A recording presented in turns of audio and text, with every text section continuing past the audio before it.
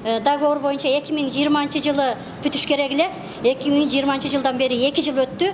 Шарапат эже мына акыбалы ушул. Ушу же бүтүрүп бербейт. Шарапат эже деген деп атканыбыз бул Ынтымак партиясындагы баягы депутат. Ынтымак партиясындагы Шарапат Мажитова деген эже. Алло. Эмел, о, сен азыр каердесиң? Сиз каердесиз? Мен лечениядамын азыр. Кичине ооруп, качандан бери леченияда жүрөм да.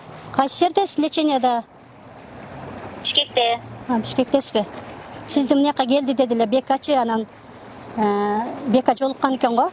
Кече өмүрдө күнү. Ошто офисине жолуктум дедилер. Берсеңиз бизге бериңизчи.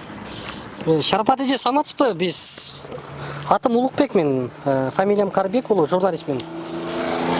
Улукбек, жакшы болду. Мен сени өзүм издейм деп аткам. Реформаларсак болбой калыптыр деп издеген аттым эле. Кайсыңыз? Сиз эмне жөнүндө? Онкология боюнча? Ал ооруканалар боюнча эже. Ал боюнча эми ошол мамлекеттик органдар бир эме кылар. Бирок эми сиз могу өзүңүздүн тармак жөнүндө эле сүйлөшөйүн деп атат элек да. Сиз ал жакты реформаны эмне кыласыз? Курулуш тармагындагы реформа керек экен да? Курулуш тармагындагы реформаны мен ошко жасап койдум. Шарапат эже. О. Эме болуп атат да, бул эксплуатацияга берилди беле? Мынакей урматтуу көрөрмандар. Жогоруда сөз болуп аткан депутат айым Шарапаткан Мажитова деген эже биздин суроолорго жооп бергенден баш тартты. Ого чейин мен 44.100 доллар төккөнмүн. Договордо 2020-жылдын 30 декабрында пайдаланууга берилет деп жазылган. Биз ошентип да көрдүк. Эмне болду? Главный архитектор, мен таныштырып коеюн. Биздин шаардын главный архитектору. Бияга эки цех инспекциянын балы азыр бүгүнкү күндө газ болуп калды. Силердин талаптар, силердин чараңар депутаттарга алы жетеби? Мына камеранын көзүнчө сурайбыз силерден. Азыр эмелерин тактап көрөлүчү анда. Эми азыр давайте мыйзам чегинде карайт. Мына мыйзам чегинде карайбы ошону? Эмне кыласыз? Кемчиликтери Эми болсо, карап туруп анан ошого Каралып эле турбайбы? Эмнесин караш керек дагы? бул объект төлөк объект. Ооба бүтөлөк. Эксплуатация кабыл алынган эле. Анан эмнени караш керек? Силер караганы келдиңерби? Ошого карайбыз да. Мына карадым. Азыр менде Канча миң сом саласыздар?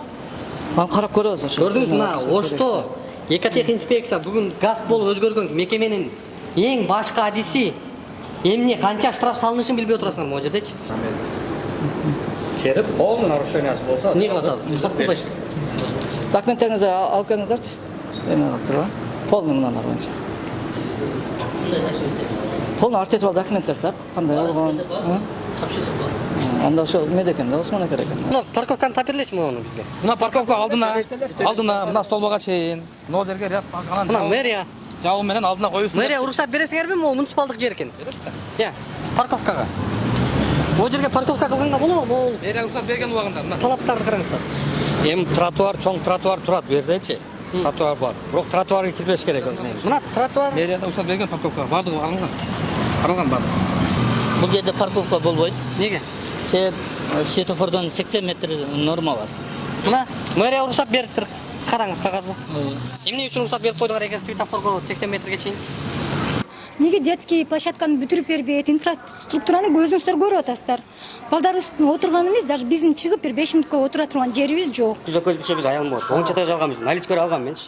1 сом карызым жок. Бүт акчасын берип алгам. Мага алып атканда айтпайм. 2 айда бүтөт. Техпаспорт барып бүтөт деген. Газ дейт. Газды тартып отурган ишене алгам бергечи. Газды качтан коесуңар? Эми мындайда мен бул объект боюнча эч кандай түшүнүк жок деп атам. Бул жакта өрт коопсуздугу боюнча коопсуздук маселеси каралган. Бул жактан автоунаа ар жагынан кирип, бул жагынан чыгып кетиш керек эле. Келип, бул жерден келет дагы, могул 2 турба турат. Бул жерден келип туруп, өрт өчүрүүчү автоунаа могу жерге сайылып калат экен да. Себеби Чыкпашына кепилдик бересиз. эми ал нерсени өрт чыкпайт деп эч ким кепилдик бере албайт го. Анан кантип могу жерде бүгүн монтип туруш керек? Эми ал бул жерде негизинен бул боюнча жашоого уруксат берилген берилбегенди боюнча бизде маалыматыбыз жок экен да. Булар курулуш толук бүтө элек деп эме кылышат да. Бизде Кудай сактасын эле деп эле отурат экенсиздер да. Мындай алып караганда Кудай сактасын.